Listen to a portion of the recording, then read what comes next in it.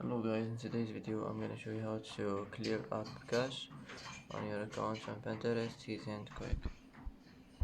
First click on your profile, now click here, now click settings, and now click privacy and data, and here you'll find it, clear app cache. Just click on it like this and it will be cleared.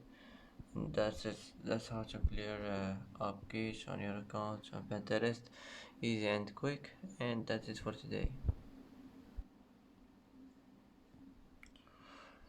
And that's it for today's video. If you like this video, don't forget to like and don't forget to subscribe.